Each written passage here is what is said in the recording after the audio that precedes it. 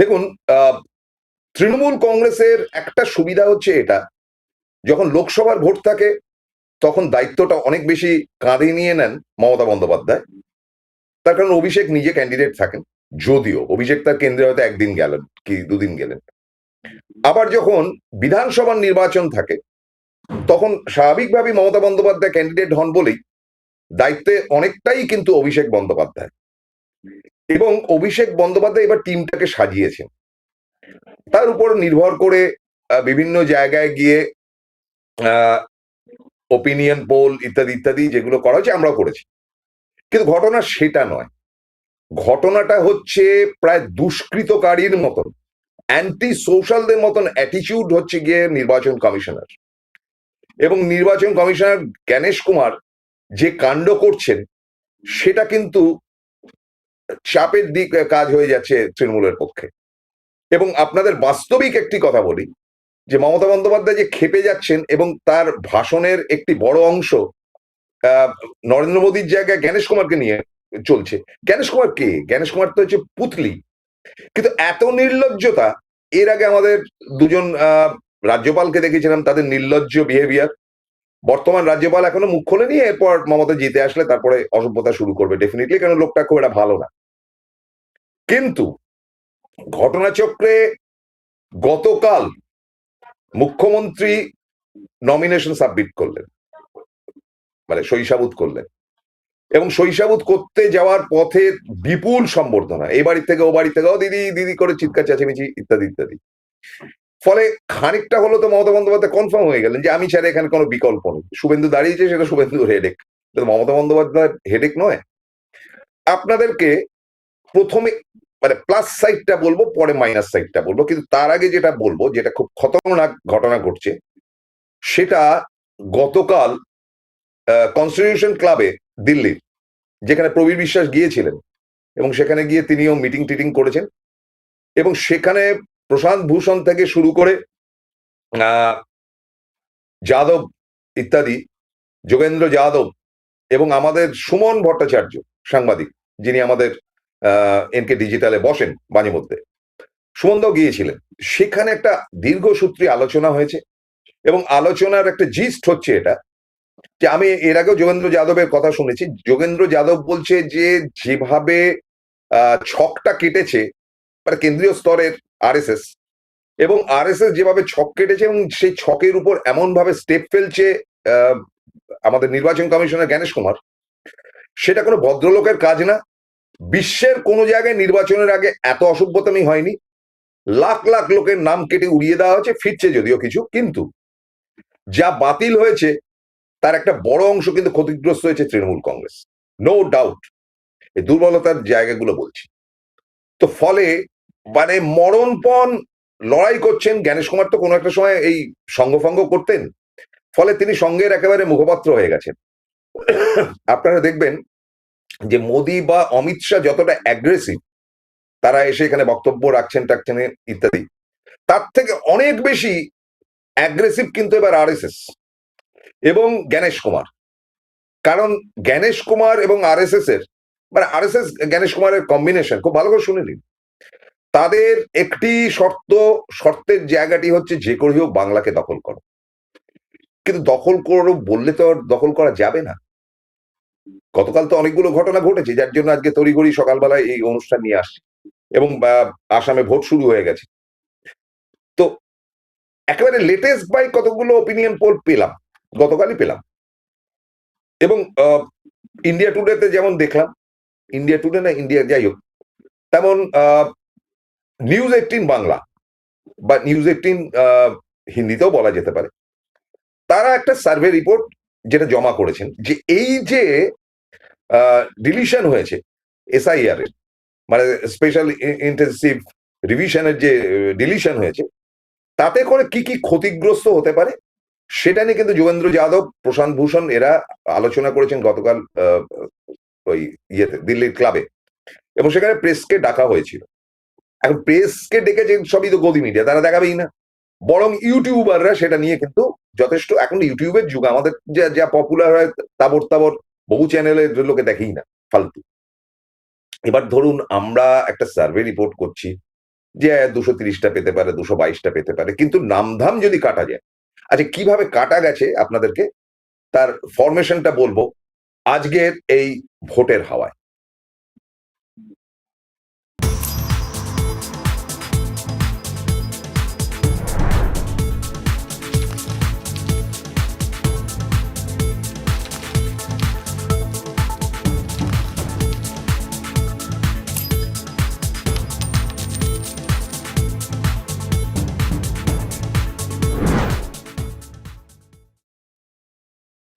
স্বাগতম, নমস্কার, আসসালামু আলাইকুম।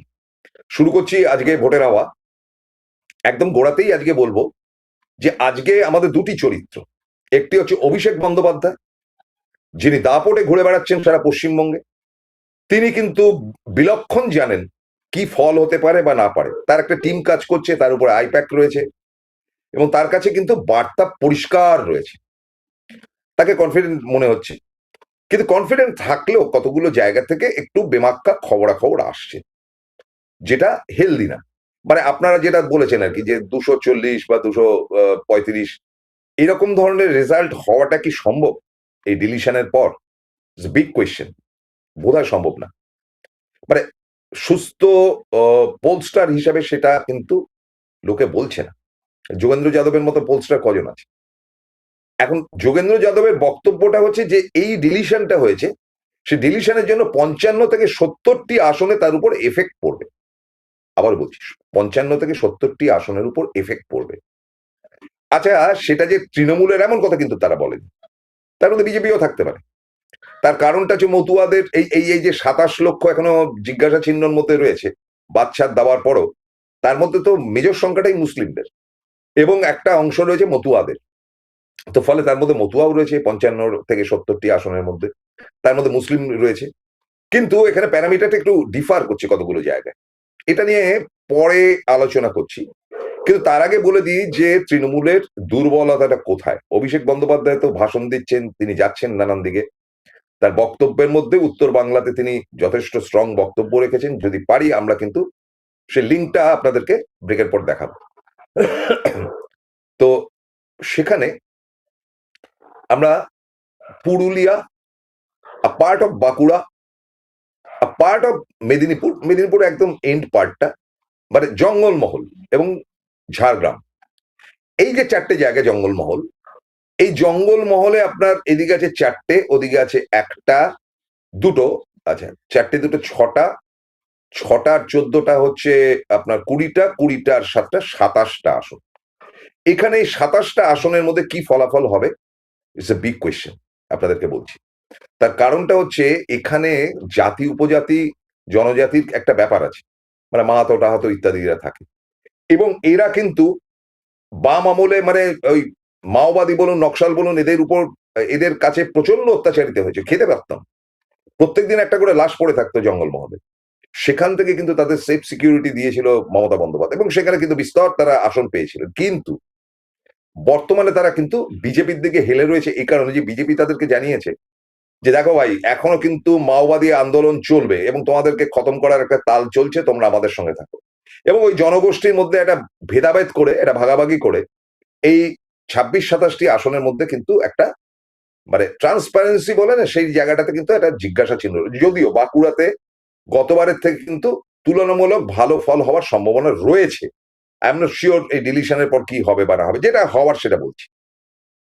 বললাম এই জায়গাটা, এটা যেমন খতরনাক ফর বা দুর্বল জায়গা তৃণমূলের, আরেকটি দুর্বল জায়গা আছে, সেটা হচ্ছে ডুয়ার্স তরাই অঞ্চল। আচ্ছা, ডুয়ার্স তরাই অঞ্চলটা কোথা থেকে কোথায় শুরু হচ্ছে? এটা শুরু হচ্ছে আলিপুরদুয়ার, একেবারে আসাম বর্ডার। আসাম বর্ডারে যেহেতু আসামে ভোট, আসাম বর্ডার থেকে সেটা কোচবিহার, এই আলিপুরদুয়ার, কোচবিহার, জলপাইগুড়ি, তারপর দার্জিলিং।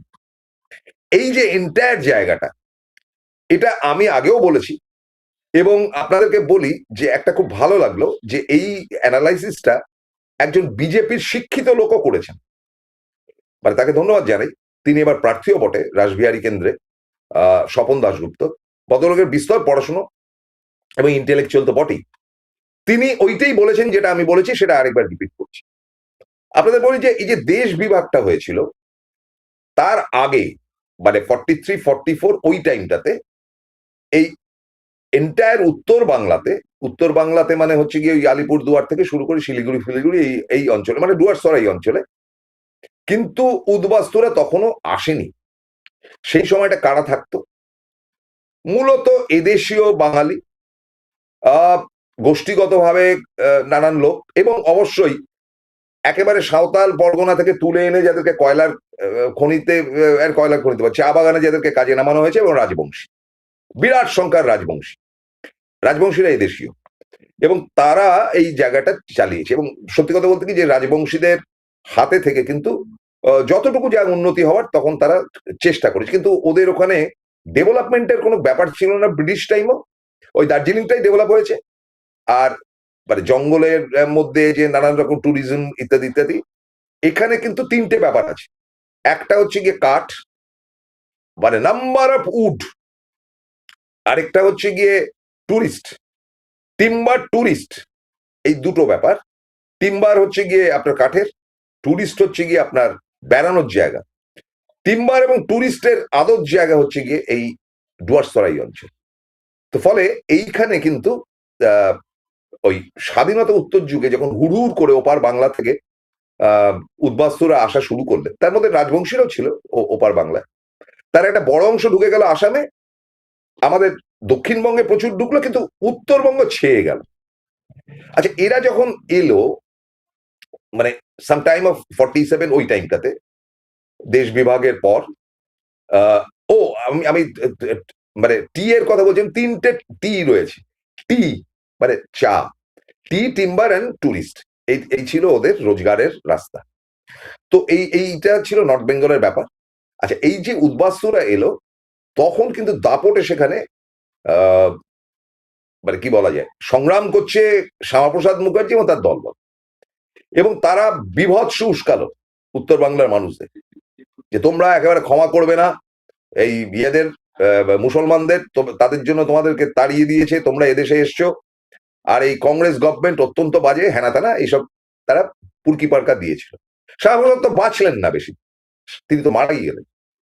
কিন্তু শ্যামাপ্রসাদের মৃত্যুর পর হঠাৎ থম করে, আচ্ছা এর মধ্যে আরো অনেকে ছিলেন, এন সি চ্যাটার্জি ছিলেন, তারপরে আপনার এই সোমনাথ চ্যাটার্জির বাবা, এই সমস্ত ওই হিন্দুবাদী পার্টি ফার্টি এখানে নর্থ বেঙ্গলে প্রচুর ছিল আর কি।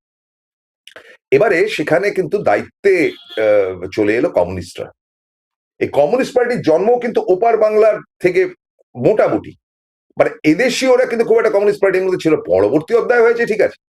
আপনারা দেখুন যে প্রত্যেকটা ফ্রন্ট লাইনার, জ্যোতি বসু, আপনার প্রমোদ দাশগুপ্ত, সুভাষ চক্রবর্তী, বুদ্ধদেব ভট্টাচার্য, অসীম দাশগুপ্ত, সোয়ানসো, যত নেতা আছে, ক্ষিতি গোস্বামী এদিকের, এরা সব কিন্তু ওপার বাংলা থেকে এসেছিল। তারা কমিউনিস্ট পার্টি করতো ওপার বাংলায়, এপারে এসে কমিউনিস্ট পার্টি শুরু করলো, এবং তাদের একটা আখড়া হয়ে গেল কিন্তু নর্থ বেঙ্গল, যার জন্য এন্টায়ার নর্থ বেঙ্গল, আলিপুরদুয়ার, কোচবিহার, জলপাইগুড়ি এবং দার্জিলিং মানে হচ্ছে গ্রাউন্ডটা, আমি পাহাড়টা বলছি না, এই জায়গাতে কমিউনিস্টরা ছড়িয়ে গেল, এবং এখান থেকে নকশাল আন্দোলন শুরু হয়েছিল, আপনাদের নিশ্চয়ই স্মরণ থাকতে পারে। তো সেইখানে কিন্তু তারা কমিউনিস্টরা গিয়ে পরিষ্কার ভাবে স্থানীয় লোকেদের বলল যে দেখো, এই বিধান রায় লোকটা খারাপ, তোমগো কিছু করে নাই, তোমাদের আজ যে অত্যাচার হইতাছো, এই কংগ্রেসের তোমরা ভোট দিও না। এই থেকে কিন্তু সেখানটা একটা কমিউনিস্টদের রাজ শুরু হয়েছে। মানে ম্যাক্সিমাম কিন্তু বামফ্রন্ট এই আপনার 77 থেকে যা ভোট পেয়েছে, ম্যাক্সিমামটা পেতে কিন্তু নর্থ বেঙ্গল, আপনারা খেয়াল করে দেখবেন। যাই হোক, সেই জায়গা থেকে ধীরে ধীরে ধীরে ধীরে এই এই এই একটা প্যারামিটার তৈরি হয়েছে। আপনাদেরকে স্মরণ করিয়ে দিই, 2009 যেবার মমতা বন্দ্যোপাধ্যায় আসছে, বার্তাটাই এলো, অর্থাৎ লোকসভাতে 15টি আসন বামেরা জিতলো, কিন্তু 22 থেকে 23টা আসন পেয়ে গেল কিন্তু বিরোধীরা, মানে কংগ্রেস একটা পেয়েছিল, বিজেপি, বাকি তৃণমূল। তো এখানে ভেরি ইন্টারেস্টিং, এই জায়গাটা খুব ভালো করে শুনুন। এই যে 15টি আসন পেয়েছিল, এই 15টি আসন কোথায় কোথায় জানেন? আলিপুরদুয়ার, জলপাইগুড়ি, আপনার দার্জিলিংটা বিজেপি পেয়েছিল, এবং অলমোস্ট এই জায়গাটা, এখানে সমস্ত সিটগুলো কিন্তু বামেরাই জিতেছিল। এলো 2011, আপনারা দেখুন খাতা খুলে, 2011-তে মমতা বন্দ্যোপাধ্যায় ক্ষমতায় এলেন কংগ্রেসের সঙ্গে জোট বেঁধে, কিন্তু এই নর্থ বেঙ্গলের এই অঞ্চলটিতে কিন্তু মানে ডুয়ার্সতলা এই অঞ্চলে কিন্তু তারা খুব একটা ভোট পাননি। খেয়াল করে দেখুন, মানে সিট পাননি, খুব কম সিট পেয়েছেন। তো এটা ফ্যাক্ট, যেটা ফ্যাক্ট সেটাকে তো মানতে হবে। এরপরে 2014 এবং 2016 এই দুটো টাইমে কিন্তু নর্থ বেঙ্গলের লোকেরা মমতা বন্দ্যোপাধ্যায়কে ভোট দিয়েছিল। হ্যাঁ, এটাও ঠিক যে 2011-তে শিলিগুড়ি টিলিগুড়ি কয়েকটা জায়গায় জিতেছিল ঠিক, কিন্তু বিস্তীর্ণ জায়গায় জিতেছিল এমন নয়। 2014 এবং 2016 এই দুটি বছরে কিন্তু তৃণমূল ভোট পেল, কিন্তু তারপরে যে সেই এই লোকগুলোই হয়ে গেল সব বিজেপি 2016-র পর। এরাই কিন্তু 2019-এ একদম কামাল করে দিল। তো আজকে সেখানে 25-26টা সিট, এবং সেখানে কিন্তু মানে মমতা বন্দ্যোপাধ্যায় এবং অভিষেক বন্দ্যোপাধ্যায় হেন কাজ নেই তাদের উপকারের জন্য সেটা করেননি এমনটা নেই, বিস্তর কাজ করেছেন। আমি 6 মাস আগে বলেছিলাম যে ওখানে 4টে আসনও পাবে না, 4 থেকে 5টা আসনও পাবে, 20টা আসন নিয়ে বেরিয়ে যাবে বিজেপি। আজকেও বলছি ডিলিশনস এন্ড আদার্স এর ব্যাপার নেই এখানে, এখানকার লোকগুলো ওই রকম, এরা অ্যান্টি কংগ্রেস অ্যান্টি তৃণমূল, যেটা স্বপন দাশগুপ্ত বলেছে, আপনারা দেখে নিতে পারেন। স্বপন দাশগুপ্ত আনন্দবাজারে আনন্দবাজারে একটা ইন্টারভিউ দিয়েছে, আনন্দবাজার পোর্টাল।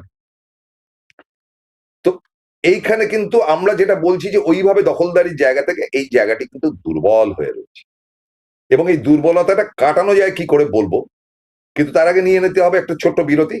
বিরতির পর ফিরে এসে আমরা একটা মোটামুটি স্ট্যান্ডার্ডাইজ আপনাদের ব্যাপার বলতে পারি যে কতটা খারাপ হলে কি রেজাল্ট হতে পারে, কতটা ভালো হলে কি রেজাল্ট হতে পারে, বলবো একটা বিরতির পর। সঙ্গে থাকুন। Welcome to the world of civil business. A Bengali business personality and the most successful business group, Roy Construction Group of companies, now coming Sarib, West Bengal. Mr. Anup Roy, the managing director of the Roy Construction Group company, ready to serve his native land, the mother Bengal.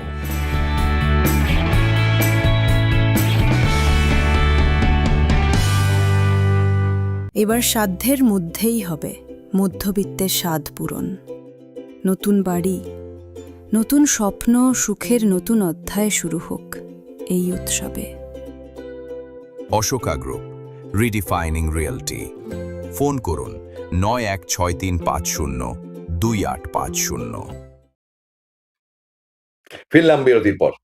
এবার আপনাদেরকে বলছি যে এই যে একটা দুর্বল জায়গা, 25টা এখানে, 27টা নিচে, প্রায় 52টা আসন, ট্রাভেলসাম। আর আমি বাকি কিন্তু খুব স্ক্যাটার্ড। আপনাদেরকে এই ডিলিশনের পর মানে এরা তো অ্যাকচুয়ালি যে ধান্দাতে গিয়েছিল যে এনআরসি করবে, এনআরসিটা তো হলো না, এসআইআর দিয়ে এনআরসির 4 ডবল তারা অত্যাচার করবে, একদম জেনুইন ভোটার কেটে কুটে নাম বাদ দেওয়া হয়েছে। তারপরেও তৃণমূলের হাতে যেই মানে ডিস্ট্রিক্ট গুলো রয়েছে, পরপর বলছি, বিরাট অংশ। প্রথম আমি বলবো মুর্শিদাবাদ মালদার কম্বিনেশন, মুসলিম এরিয়া, এবং big part of Raiganj. Raiganj means হচ্ছে গিয়ে উত্তর দিনাজপুর আর পার্ট অফ দক্ষিণ দিনাজপুর। এইখানে একটা সম্মিলিত ভোট রয়েছে যেখানে মুসলিম ভোটগুলো রয়েছে।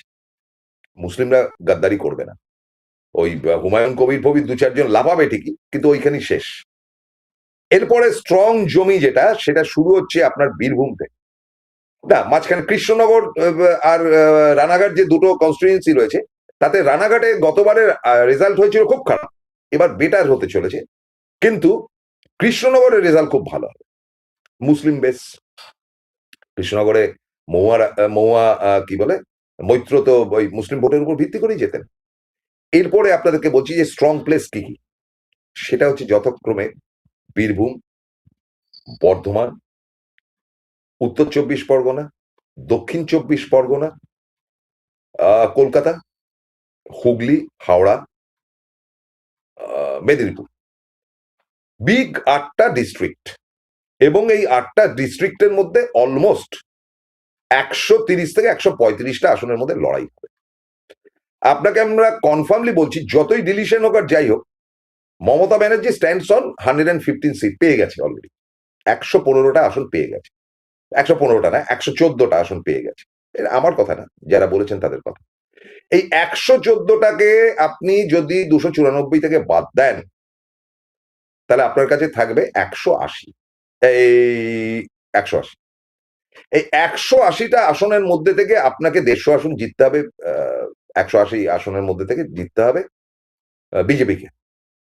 আমি আজ অব্দি, আমার তো বয়সটাও অনেক হলো, হুইচ ইজ কমপ্লিটলি ইম্পসিবল, কিন্তু আসন সঙ্গে কমে যেতে পারে, সংকুচিত হয়ে যেতে পারে। তো ফলে এই ব্যাপার স্যাপারগুলো কিন্তু অভিষেকের মাথায় আছে। তিনি শিলিগুড়িতে কি বললেন এক ঝলক দেখতেছি। তারা সিদ্ধান্ত নিয়ে এসছে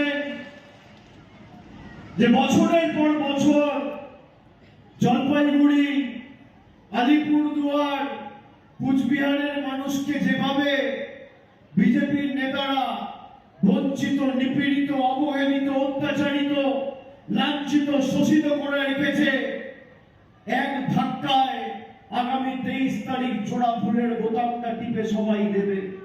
অভিষেকের সভামঞ্চের নতুন সমীকরণ, উত্তরবঙ্গে তৃণমূলকে সমর্থনের ঘোষণা বোদারু রায়পন্থী কেপিপির। জলপাইগুড়ি শুনলেন, কেবিপি সমর্থন করেছে। তো দিস ইজ দ্য ফিচার। এবার অভিষেক যদি আইডেন্টিক্যালি সেখান থেকে 8-10টা আসন বার করতে পারে তো গুড এনাফ, আমি বলছি যে 10টা আসন বার করতে পারে। কিন্তু আমি বললাম যে ক্যারেক্টারের দিক থেকে ডুয়ার্সরাইয়ের অঞ্চলের মানুষকে আমি খুব ভালো চিনি। আমি প্রায় একটা সময় বছরে 2 আর 3 বার যেতাম, একদম ঘাউড়া টাইপের, ওদেরকে আপনি বুঝিয়ে উঠতে পারবেন না, কিন্তু দিল দরিয়া, আপনি তার বাড়িতে গেলে খাওয়াবে দাওয়াবে সবকিছু করবে, কিন্তু ওই না না মমতা রে ভোট দিব। আরে কেন রে ভাই, এই গোছের ব্যাপার একটা আছে, আপনাদের সুবিধার্থে বললাম আর কি। এইদিকে জ্ঞানেশ কুমার যেটা করেছেন, জ্ঞানেশ কুমার এখানে গতকাল যাদব বলে এক ভদ্রলোক তার এই ডিপার্টমেন্টে ছিল, মানে নির্বাচন কমিশনের ডিপার্টমেন্টে, তিনি খুব ফেয়ার একটা রেজাল্ট বলেছিলেন যে এই ভালো মতন কাজ হচ্ছে, খুব হেল্প পাচ্ছি পুলিশের কাছ থেকে। ভীষণ খেপে গিয়ে জ্ঞানেশ কুমার তাকে তাড়িয়ে দিয়েছে। মানে গুন্ডামি, ফ্যাসিজমের শেষ কাজটি করে যাচ্ছে জ্ঞানেশ কুমার। মানে জ্ঞানেশ কুমারের মতন এত বদমাইশ আজ অব্দি কোন প্রশাসনিক স্তরে আসেনি। জ্ঞানেশ কুমার আমার নামে কেস করে দিন, হিরো হয়ে যাবো মশাই, ফালতু লোক। যাই হোক, এবং গতকাল তার সঙ্গে দেখা করতে গিয়েছিলেন এই প্রশান্ত ভূষণ টুষণ ইত্যাদি, তিনি পাত্তাই দেননি, বের করে দিয়েছেন, কে বাত করেন। এবং ডেরেক ওব্রায়ান গিয়েছিলেন, 7 মিনিট কথা হওয়ার পর ডেরেককে চূড়ান্ত অপমান করে তিনি ঘর থেকে বার করে দেন। মানে মস্তানিটা দেখেছে, ডেমোক্রেসিটা কোথায় গিয়ে পৌঁছেছে, কি বলবেন। গুন্ডারাজ, রাম জন্মভূমি, জয় শ্রীরাম, কপালে তিলক, গলায় গামছা, নিরামিষ খাদ্য, এই শান্তির ছেলেদেরকে আপনারা যদি ভোট দিয়ে নিয়ে আসেন, আপনি সিপিএম কে ভোট দিন, বাঙালি পার্টি, তৃণমূলকে দেবেন না, সিপিএম কে দিন। মানে তৃণমূলের বিকল্প সিপিএম আমি মনে করি যে একটা বাঙালি পার্টি, তাদের কারণ যদি মনে করেন তৃণমূল ত্রুটি করছে, সিপিএম কে নিয়ে আসুন। কিন্তু এই অবাঙালি কালচার, এই মারোয়াড়িদের কি তাণ্ডব শুরু হবে আপনারা কল্পনা করতে পারছেন না। এবং তারা ব্লাইন্ডের মতন, প্রায় 70 লাখ মারোয়াড়ি রয়েছে পশ্চিমবঙ্গে, সবকটা ভোট যাবে। এমনকি মমতা বন্দ্যোপাধ্যায়ের বাড়িতেও যে মারোয়াড়ি সেকশন যায়, এটা শুনেছি, তারাও সবাই দেবে কিনা আমার সন্দেহের ব্যাপার আছে। আনপ্রেডিক্টেবল। গুজরাটিরা কিন্তু অনেক সময় দিয়ে দেয়, দেবেও ঠিক, কিন্তু মারোয়াড়ি ইউ ক্যানট অ্যাসেস, তাদের মতন ডেঞ্জারাস এলিমেন্ট আমি খুব কম দেখেছি। তো এই হচ্ছে কি আপনাদের দুর্বল জায়গাটা। তো এইবার এটা ভালো খবর শোনাই যে এবিপি একবার দেখাচ্ছে, ও একবার দেখাচ্ছে, সে একবার দেখাচ্ছে, ওপিনিয়ন পোল, সেটা আজকে সকালবেলা খবরের কাগজে দেখলাম যে একদম স্ট্রিক্টলি না করে দিয়েছে জ্ঞানেশ কুমার, যে আর কোনো ওপিনিয়ন বা ইয়ে পোল দেখানো যাবে না। তিনি ঘাবড়ে যাচ্ছেন, কারণ কেরালে মোটামুটি ভাবে এই ওপিনিয়ন পোলওয়ালারা প্রাথমিক স্তরে সিপিএম কে জিতিয়ে দিয়েছিল, মানে লেফট ডেমোক্রেটিক পার্টিকে। কিন্তু গতকাল একটা রেজাল্ট বেরিয়েছে, তাতে দেখা যাচ্ছে যে কংগ্রেসই ফিরে আসছে। এটাতে খুব খেপে গেছে মোদী এবং অমিত শাহরা, বলছে সিপিএম থাকুক ক্ষতি নেই, কিন্তু কংগ্রেসকে তাড়াতে হবে। কিন্তু দেখা যাচ্ছে তা হচ্ছে না। 42% ভোট পাচ্ছে কংগ্রেস আর তার জোট, আর 39% ভোট পাচ্ছে এলডিএফ, এবং এলডিএফ যে ভোটটা কমেছে সেটা বিজেপি খেয়ে নিয়েছে। এটা দাঁড়িয়েছে তামিলনাড়ুতে নেক অ্যান্ড নেক ফাইট হচ্ছে, এনিথিং ক্যান হ্যাপেন। এবং পশ্চিমবঙ্গের ক্ষেত্রে লেটেস্ট গতকাল সি ভোটার যেটা দেখাচ্ছে, তাতে তারা বলছে যে ওয়ার্স মোস্ট ভোট যদি হয়, তাদের বক্তব্য, আমাদের বক্তব্য, তাহলে 184 থেকে 194টা আসন তৃণমূল পাবেই।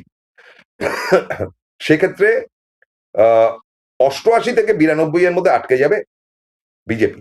তাহলে বিজেপি এত কাণ্ড কারখানা করে যদি এই জায়গাটাতে যায়, আমার জানা নেই, আমি এই ব্যাপারগুলোতে আমি খুব কনফিউজড, কারণ এটা পোলস্টারের ব্যাপার না, এটা হচ্ছে গিয়ে ওই ওপিনিয়ন পোল এবং এক্সিট পোলের যারা করেন, প্রবীরবাবু করেন, তিনি ভালো বলতে পারেন, পরের দিন বলবেন।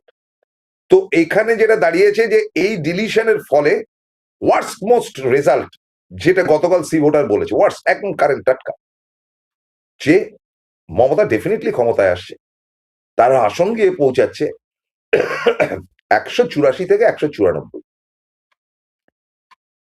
ওরা যে সাধারণত যা বলে 10-15টা 20টা আসন বেড়ে যায়, দেখেছি আমি পুরোনো দিনে।